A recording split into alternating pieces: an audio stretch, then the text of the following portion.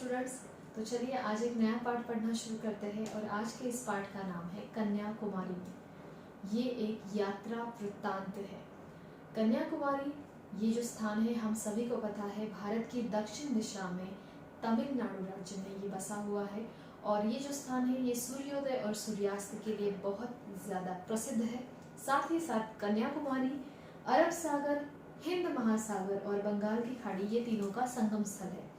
तो ऐसे इस जगह पे जब हम घूमने चले जाते हैं तो वहाँ पर देखने जैसी कौन कौन सी बातें हैं, या लेखक जब वहाँ पे घूमने जाते हैं तो वो वहाँ पे कौन कौन सी बातों से मंत्रमुग्ध हो जाते हैं, वहाँ के लोगों का, वहाँ के पर्यटकों का वर्णन कि किस प्रकार से पर्यटक वहाँ पे घूमते हैं, किन बातों में खोए रहते हैं, वहाँ के समुद्र की जो समुद्र है उनकी लहरें, वह उस बात का वर्णन है। साथ ही साथ वहाँ पे मिलने वाले, लेखक से मिलने वाले जो युवक है उनका अनुभव भी लेखक हमारे साथ इस पाठ के जरिए साझा करता है। ठीक है, तो ये एक यात्रा वर्णन है, ये कोई कहानी नहीं है। तो यात्रा जब करने के लिए व्यक्ति जाते हैं, इंसान जाते हैं, तो हर एक व्यक्ति का अपना अनुभव होता है उस यात्रा को हमारे सामने रखने का।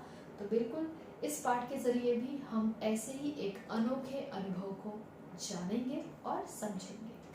तो पाठ का नाम है कन्याकुमारी में। पाठ पढ़ना शुरू करते हैं।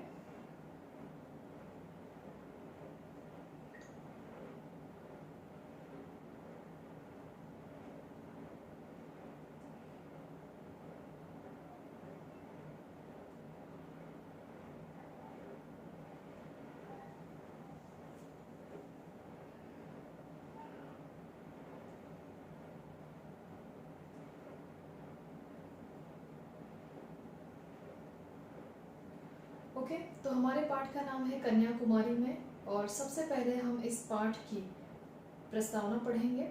तो चलिए बच्चों, प्रस्तावना पढ़ते हैं।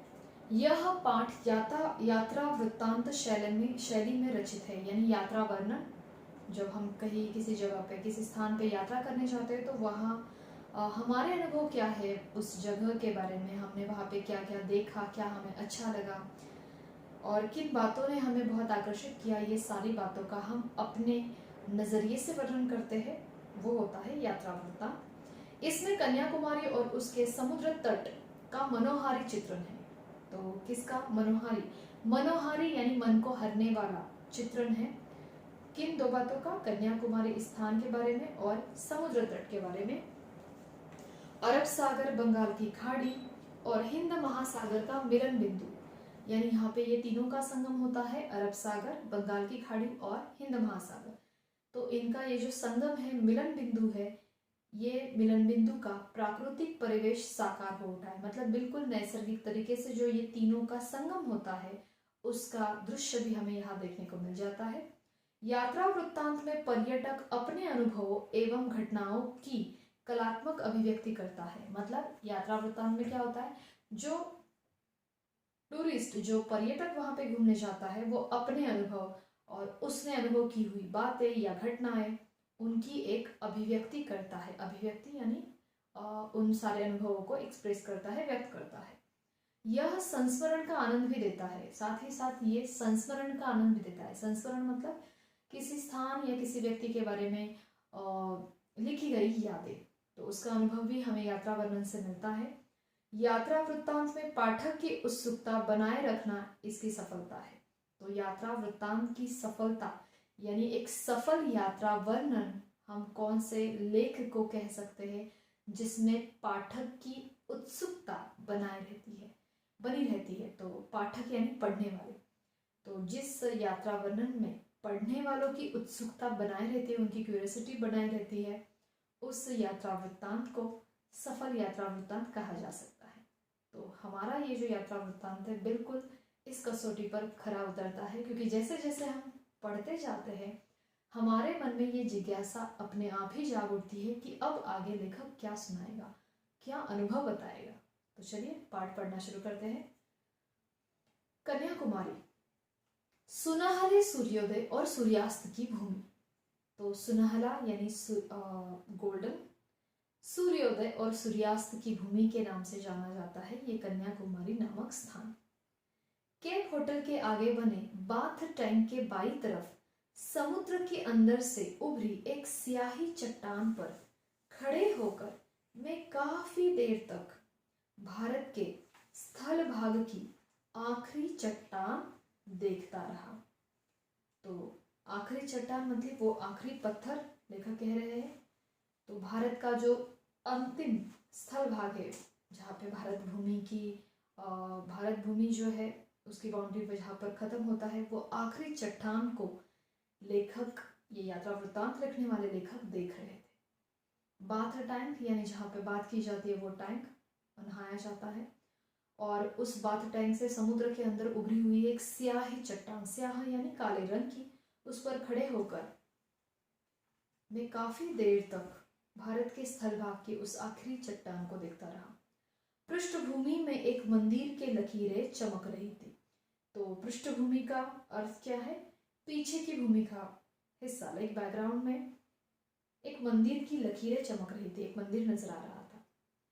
अरब सागर, हिंद महासागर और बंगाल की खाड़ी, इन तीनों के संगम स्थल की वह चट्टान जिस पर कभी स्वामी विवेकानंद जी ने समाधि लगाई थी। तो वो चट्टान जो है किस बात की याद दिलाती है? उस चट्टान पर बैठकर स्वामी विवेकानंद जी, जिनके बारे में हम सभी जानते हैं, तो स्वामी विवेकानंद जी ने उस चट्टान पर समाधि लगाई थी, ध्यान लगाया था, जहां पर ये तीनों का संगम होता है, अरब सागर, हिंद महासागर और बंगाल की खाड़ी। उस संगम स्थल पर एक बहुत बड़ी चट्टान है और उस पर स्वयं विवेकानंद जी बैठे थे और उन्होंने ध्यान किया था। हिंद महासागर की ऊंची ऊंची लहरें मेरे आसपास की स्याह चट्टान से टकरा रही थी। तो लेखक जब उस चट्टान पर खड़े थे तो वो आसपास की जो स्याह चट्टान है उससे वो बड़ी बड़ी लहरें टकरा रही थी। मैं देख रहा था और पूरी तरह महसूस कर रहा था शक्ति का विस्तार और विस्तार की शक्ति। तो लेखक क्या कह रहे? मैं देख रहा था कि शक्ति का विस्तार कितना बड़ा है। शक्ति यानी ताकत, तो ये ताकत नेचर की ताकत, निसर्ग की ताकत कितनी फैली हुई है, और उस विस्तार की शक्ति, और जो ये बड़ा विस्तार था पानी का, उसकी ताकत भी मैं अनुभव कर रहा था।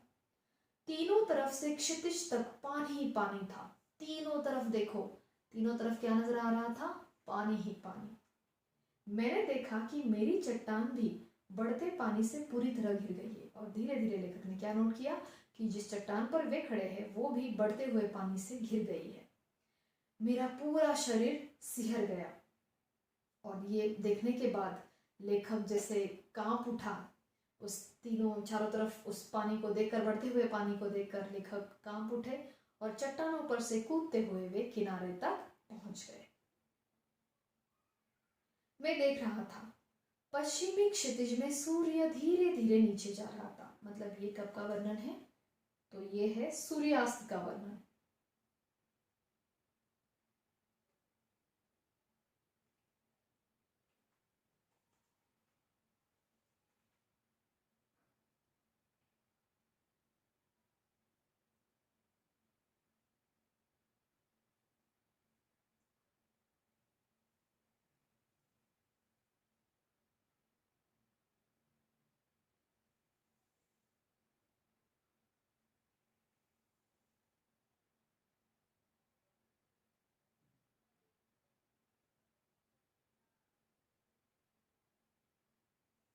ओके, अगला पेज पढ़ते हैं। मैं देख रहा था पश्चिमी क्षितिज में सूर्य धीरे धीरे नीचे जा रहा था। मैं सूर्यास्त की दिशा में चलने लगा। मैंने पीली रेत के एक ऊंचे टीले पर जाकर सूर्यास्त का दृश्य देखने का निश्चय किया। तो पश्चिमी क्षितिज में सूर्य धीरे धीरे डूबता हुआ नजर आ रहा था, और लेखक जिन्होंने ये यात्रा वर्णन लिखा है वे लेखक उस सूर्यास्त की दिशा में चलने लगे, और उन्होंने पीली रेत के एक ऊंचे टीले पर, टीला यानी क्या? ढेर। तो एक उन्होंने तय किया कि वहां पे जो रेत का एक ढेर था उस ढेर पर चढ़कर वे सूर्यास्त का दृश्य देखेंगे। अन्य पर्यटकों की टोलियां भी उसी दिशा में जा रही थी। तो बाकी पर्यटक भी उसी सूर्यास्त की दिशा में जा रहे थे, क्योंकि कन्याकुमारी ये स्थान सूर्यास्त और सूर्योदय दोनों के लिए प्रसिद्ध है। मैं भी उनके पीछे पीछे चलने लगा। हम सब सैंड हिल पर जा पहुंचे। कहाँ जा पहुंचे? सैंड हिल। वहां पहले से ही 5-6 नवयुवतियां और 7-8 नवयुवक मौजूद थे। अब ये सैंड हिल क्या है? तो रेत का टीला यानी रेत की पहाड़ थी, और उसी पहाड़ पर उन्होंने देखा कि उनके पहले ही वहां पर 5-6 नवयुवतियां यानी जवान लड़कियां थी वहां पे, और नवयुवक यानी नौजवान थे। शायद वे भी सूर्यास्त का दृश्य देखने आए थे। सरकारी गेस्ट हाउस के बेरे उन्हें सूर्यास्त की कॉफी पिला रहे थे। उन लोगों के वहां होने से सैंड हिल बहुत रंगीन हो उठी थी। तो सरकारी गेस्ट हाउस के जो बेरे है वो उन्हें सूर्यास्त की कॉफी पिला रहे थे, यानी सूर्यास्त की सुंदर, उस नज़ारे की सुंदर कॉफी उन्हें पिला रही थे। उन लोगों के वहां होने से, यानी उन नौजवानों के वहां होने से, वो सैंड हिल बहुत रंगीन और खूबसूरत, अच्छा नजर आ रहा था। सूर्यास्त का दृश्य देखने के लिए उन्होंने विशेष रुचि के साथ सुंदर रेशमी वस्त्र पहन रखे थे। हवा समुद्र की तरह रेशम में भी लहरें पैदा कर रही थी। तो सूर्यास्त का दृश्य देखने के लिए आए हुए उन नौजवान और नवयुवतियों ने विशेष रुचि के साथ बहुत ही सुंदर आकर्षक रेशमी वस्त्र पहन रखे थे, और जिस तरह से हवा समुद्र में लहरें उत्पन्न कर रही थी, वैसे उनके रेशम के वस्त्रों में भी लहरें पैदा कर रही थी। सैंड हिल के सामने का पूरा विस्तार स्पष्ट दिखाई दे रहा था। मतलब सैंड हिल के सामने जितना भी नजर आ रहा था सूर्यास्त का दृश्य, वो पूरा स्पष्ट दिखाई दे रहा था। सूर्यास्त पूरे विस्तार की पृष्ठभूमि में देखा जा सकता था। मतलब पूरे विस्तार से एकदम जैसे नजदीक से वो सूर्यास्त देखा जा सकता था। सूर्य अब पानी से थोड़ा ही ऊपर था, मतलब जैसे डूबने ही वाला है। मैं टीले पर जमकर बैठ गया, और लेखक उस रेत के टीले पर जाकर जम के आराम से बैठ गए। पीछे दाई तरफ दूर दूर उगे नारियल के झुरमुट साफ नजर आ रहे थे। तो पीछे दाई तरफ से दूर दूर नारियल के झुरमुट, मतलब नारियल के पेड़ के जो पत्ते होते हैं ऊपर के, वो नजर आ रहे थे। पश्चिमी तट के साथ साथ सूखी पहाड़ियों की एक श्रृंखला दूर तक चली गई थी, और पश्चिमी तट के साथ सूखे पहाड़ की एक श्रृंखला यानी एक कतार, एक चैन दूर तक नजर आ रही थी, पहाड़ों की कतार। अब सूर्य पानी की सतह के पास पहुंच गया था। सूर्य कहाँ पहुंच गया था? पानी के सतह के पास, जैसे अभी वो पानी के अंदर जाने वाला है। सुनहरी किरणों ने पीली रेत को एक नया रंग दिया था, और सूर्य की सुनहरी किरणें जो है वो उस पीली रेत पर पड़कर उस रेत को और चमका रही थी। मैंने उस रेत पर दूर तक बने अपने पैरों के निशानों को देखा। तो लेखक ने उस रेत पर जो उनके पैरों के निशान बने थे आते समय उन्हें देखा, और उन्हें लगा जैसे रेत का कुंवारापन पहली बार उन निशानों से टूटा हो, और उन्हें ऐसे लगा जैसे ये रेत कुंवारी थी, और उनके लेखक के पैरों के निशानों के कारण उसका वो कुंवारापन पहली बार टूटा है। सूर्य का गोला पानी की सतह को छू गया, और इस तरह से धीरे धीरे सूर्य जो है वो पानी की सतह को छू गया।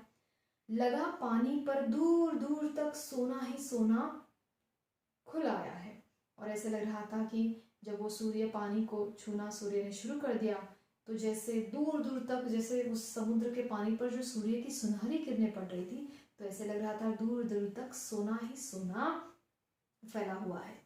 रंग जल्दी जल्दी बदल रहा था, और सूर्य का गोला पानी में डूबता जा रहा था, और फिर पूरी तरह से डूब गया। अब मैं वहां से चल दिया, और इस प्रकार से सूर्यास्त का दृश्य देखकर लेखक वहां से चल दिए। समुद्र में पानी बढ़ रहा था। तट की चौड़ाई धीरे धीरे कम हो रही थी। जो किनारे की चौड़ाई थी वो धीरे धीरे कम हो रही थी, क्योंकि पानी बढ़ रहा था। एक लहर मेरे पैरों को भिगो गई। मैंने जूता उतार कर हाथ में ले लिया, और इस तरह से शाम बीत गई और रात का आगमन हुआ। अब रात का वर्णन। केप होटल का लॉन, नीचे सड़क पर टॉर्च जलाता बुझाता हुआ एक आदमी दिख रहा था। तो केप होटल के लॉन में थे लेखक, और नीचे सड़क पर एक टॉर्च जलाता हुआ एक आदमी दिख रहा था, जलाता बुझाता। दक्षिण पूर्व के क्षितिज में एक जहाज की मध्यम रोशनी थी, और दक्षिण पूर्व क्षितिज में एक दूर कहीं पे जहाज नजर आ रहा था, और वो छोटी सी टिमटिमाती लाइट नजर आ रही थी। कुछ देर में एक गीत के स्वर सुनाई देने लगे। एक कॉन्वेंट स्कूल के बस होटल के कंपाउंड में आकर रुक गई। बस में बैठी लड़कियां अंग्रेजी में एक गीत गा रही थी। उस गीत को सुनते हुए और दूर जहाज की रोशनी के ऊपर चमकते सितारे को देखा। तो जब कॉन्वेंट स्कूल की बस वहां पर आ गई, उसमें कुछ लड़कियां बैठी हुई थी जो अंग्रेजी में गीत गा रही थी। तो लेखक ये दोनों का आनंद ले रहे थे, एक तो उन लड़कियों द्वारा गाए जाने वाला अंग्रेजी गीत का, और साथ ही साथ उस दूर जहाज पर जो एक चमकता हुआ सितारा यानी वो लाइट दिख रही थी, वो भी ध्यान से दिख रही थी। गहरी सांस के सुरमई रंग में रंगी वह आवाज मन की गहराई को छू रही थी। तो सुरमई, सुरमई का अर्थ क्या होता है? सुरमई जैसी। तो गहरी सांस की सुरमई रंग में रंगी हुई वह आवाज मन की गहराई को छू रही थी। तो इस प्रकार से रात के उस छोटी सी बात, मतलब एक घटना का वर्णन वहां पे है कि लेखक ने वहां पे क्या देखा, क्या अनुभव किया। अब दूसरा दिन सुबह सूर्योदय का वर्णन है। मैं विवेकानंद चट्टान पर बैठा था। चट्टान तट से 100 मीटर दूर आगे समुद्र के बीच जाकर है। तो लेखक कहाँ बैठे थे? विवेकानंद चट्टान पर। और वो चट्टान कहाँ है? किनारे से 100 मीटर दूर समुद्र के बीच में है, वहां जहां बंगाल की खाड़ी की भौगोलिक सीमा समाप्त होती है। जहाँ पे बंगाल की खाड़ी का जो बॉर्डर है, जो यहाँ पे खत्म होता है, वहां पर वो बड़ा सा पत्थर है। मेरे अलावा वहां कन्याकुमारी में 3 बेकार नवयुवक थे। बेकार यानी बेरोजगार, जिन्हें नौकरी नहीं थी, पढ़े लिखे थे, ऐसे 3 नवयुवक थे। उनमें से एक युवक ग्रेजुएट था लेकिन उसे नौकरी नहीं थी, रोजगार नहीं था। और 2 मल्लाह थे। मल्लाह यानी नाव चलाने वाले, जो एक छोटी सी मछुआ नाव में मुझे वहां लाए थे, यानी लेखक को लाए थे। तो वहां पर 3 नवयुवक कौन कौन थे? एक ग्रेजुएट था और 2 मल्लाह यानी नाविक थे, जो छोटी सी मछुआ नाव में लेखक को वहां पर लेके गए थे। नाव क्या थी? रबड़ पैड के 3 तनों को साथ जोड़कर बनाई गई थी। वो नाव थोड़ी थी, रबर पैड जो होते हैं ना, उनको जोड़कर, उनके 3 तनों को साथ जोड़कर बनाई हुई नाव थी। उस ग्रेजुएट नवयुवक ने मुझे बताया कन्याकुमारी में कम से कम 1000 ऐसे शिक्षित नवयुवक हैं जो बेकार है। तो उस ग्रेजुएट नवयुवक ने बताया, जो हमारे देश की समस्या है बेरोजगारी, तो वैसे वहाँ पर उस शहर में जो बेरोजगारी है, तो उस नवयुवक ने बताया कि कम से कम 1000 ऐसे पढ़े लिखे ग्रेजुएट जवान हैं जो बेकार है, उन्हें काम नहीं है। वे अर्जियां देते रहते हैं, मतलब वो बस इंटरव्यू देते रहते हैं, आपस में बहस करते रहते हैं और छोटे मोटे काम फिर कर लेते हैं। अपना गुजारा करने के लिए छोटा मोटा काम उन्हें करना पड़ता है। हम लोग सीपीओ का गुदा खाते हैं और दार्शनिक सिद्धांतों पर बहस करते हैं। तो उसने अपने इस पीड़ा को व्यक्त करते हुए ये कहा कि हम लोग सीपीओ में जो गुदा होता है, सीपीओ में जो जीव होता है, वो खाते हैं, और दार्शनिक लोग यानी विचार फिलोसोफर लोग हैं, वो सिद्धांतों पर बहस करते हैं। मुझे दिखाने के लिए उसने वहीं से एक सीपी लेकर तोड़ी और उसका गुदा मुंह में डाल दिया। पानी, तो ये एक अलग अनुभव था जो लेखक को वहां मिला, वहाँ की बेरोजगारी के बारे में जो उन्हें पता चला, सुनने को मिला।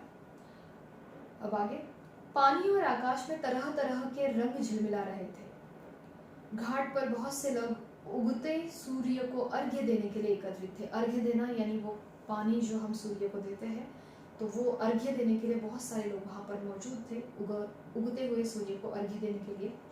गेस्ट हाउस के बेरे सरकारी मेहमानों को सूर्योदय के समय की कॉफी पिला रहे थे। और गेस्ट हाउस के बेरे जो है वो सरकारी मेहमानों को कौन सी कॉफी पिला रहे थे? आप सूर्योदय के समय की। 2 स्थानीय नवयुवतियां उन्हें अपने टोकरियों से शंख और मालाएं दिखला रही थी। तो वहाँ की जो लोकल नवयुवतियां यानी जो जवान लड़कियां थी, वहाँ की स्थानीय जो अपनी टोकरियों में से शंख और मालाएं दिखा रही थी, यानी वो बेचने के लिए वहां आई थी। वे लोग दोनों काम साथ साथ कर रहे थे। तो वे जो सरकारी मेहमान हैं वो दोनों काम साथ कर रहे थे। एक तो वो सीपीओ से या शंखों से बनी हुई जो मालाएं थी उनका मोल भाव भी कर रहे थे, बार्गेनिंग भी कर रहे थे, और बाइनाक्यूलर से सूर्य दर्शन भी कर रहे थे। अब ये बाइनाक्यूलर्स मतलब क्या? दूरबीन। तो दूरबीन से सूर्य दर्शन भी कर रहे थे, उगते हुए सूर्य का दर्शन भी कर रहे थे, और साथ ही साथ उन स्थानीय लड़कियों से बार्गेनिंग कर रहे थे शंखों की माला के लिए। बहुत से कुंडलकाक हमारे आसपास तैर रहे थे। कडलकाक मतलब ये एक समुद्री जीव का नाम है जो हमारे आसपास तैर रहे थे। वहां की बेकारी की समस्या और सूर्योदय के सौंदर्य से बेखबर। तो जो कडलकाक है वो आराम से तैर रहे थे, ना उन्हें वहां की बेकारी की समस्या के बारे में पता था, बेरोजगारी की समस्या के बारे में, और ना ही उन्हें सूर्योदय का सौंदर्य की खबर थी। मल्लाह मेरी नाव को घाट की तरफ घुमाकर ले जाने को राजी हो गए। इस तरह से सूर्योदय का दर्शन हुआ, सूर्य का दर्शन हुआ, और फिर मल्लाह नाव को घाट की तरफ घुमाकर ले जाने के लिए तैयार हुए। यह रास्ता खतरनाक था। नाव इस तरह लहरों के ऊपर उठ जाती थी कि लगता था नाव नीचे आने तक जरूर उलट जाएगी। तो लहरें इतनी जोर जोर से मतलब उठ रही थी कि ऐसा लग रहा था जब वो लहर ऊपर उठकर नाव वापस लहर के साथ नीचे जाती थी तो ऐसा लगता था जैसे अब नाव उलट जाएगी। फिर भी हम घाट के बहुत करीब पहुंच गए। ग्रेजुएट नवयुवक चट्टान की ओर इशारा करके बता रहा था कि यहाँ आत्महत्याएं बहुत होती है। उस चट्टान की ओर नवयुवक इशारा करके क्या बता रहा था कि इस जगह पे आत्महत्याएं यानी बहुत लोग सुसाइड करने यहाँ आ जाते हैं। कन्याकुमारी के मंदिर में पूजा की घंटियां बज रही थी। भक्तों की एक मंडली अंदर जाने के से पहले मंदिर की दीवार के पास रुककर उसे प्रणाम कर रही थी। सरकारी मेहमान गेस्ट हाउस की तरफ लौट रहे थे। हमारी नाव और किनारों के बीच हल्की सी धूप, कई नावों के पाल और कडलकाकों के पंख एक से चमक उठ रहे थे। तो कई नावों के जो पाल है, पाल मतलब जो कपड़ा बांधा जाता है हवा को बैलेंस करने के लिए, जो जहाज पर नाव पर बांधा जाता है, वो पाल और कडलकाकों के पंख एक समान दिख रहे थे, चमक रहे थे। मेरा ध्यान बसों के टाइम टेबल पर लगा था और लेखक का ध्यान किस पर था? बसों के टाइम टेबल पर, क्योंकि उन्हें किसी और जगह जाना था। तीसरी बस 4:50 पर थी। और यहाँ पर हमारा ये यात्रा वर्णन, यात्रा वृत्तांत पूर्ण होता है। तो इस प्रकार से ये यात्रा वर्णन है। अब इस यात्रा वर्णन के कुछ प्रश्न देखते हैं। यह पाठ किस विधा में रचा गया है? तो यात्रा वृत्तांत। इस पाठ में किस महापुरुष के नामोल्लेख हुआ है? तो स्वामी विवेकानंद जी। लेखक ने किसका चित्रण किया है? तो लेखक ने सूर्योदय और सूर्यास्त का चित्रण किया है। कन्याकुमारी कैसी भूमि है? तो कन्याकुमारी सुनहरे सूर्योदय और सूर्यास्त की भूमि है। तो ये कुछ छोटे प्रश्न हैं। अब इस पाठ के सही विकल्प वाले प्रश्न हम पढ़ते हैं। इस पाठ में किस होटल का नाम आया है? Kanyakumari hotel, coffee house, cape hotel या गेस्ट हाउस? Cape hotel. किसके झुरमुट साफ नजर आ रहे थे? केले के, नारियल के, बेर के या बच्चों के? नारियल के। जहाजों की रोशनी कैसे थी? तेज, मध्यम, चमकीली, सामान्य, मध्यम। तो ये कुछ छोटे प्रश्न हैं। अब इसके अलावा कुछ लिखित रूप के प्रश्न पूछे गए हैं जो आपको पढ़ने हैं और समझने हैं। तो ये यात्रा वर्णन वाला पार्ट जो है ये हमने आज पूरा कर दिया है। पार्ट आपको फिर से ध्यान से पढ़ना है और इस पार्ट के जो शब्दार्थ है वो आपको हमेशा की तरह याद करने हैं। और जो भी पार्ट के प्रश्न हैं उन प्रश्नों के उत्तर आप उस पार्ट में मार्क करोगे और पार्ट फिर से एक बार अच्छे से समझोगे। अगर कुछ भी डाउट्स आते हैं तो हम उन्हें जूम लाइव लेक्चर्स में ज़रूर डिस्कस करेंगे। तो चलिए बच्चों, ये पार्ट आज हमने पूरा कर दिया है। अगले वीडियो में, अगले लेक्चर में फिर मिलेंगे नए पाठ के साथ। धन्यवाद।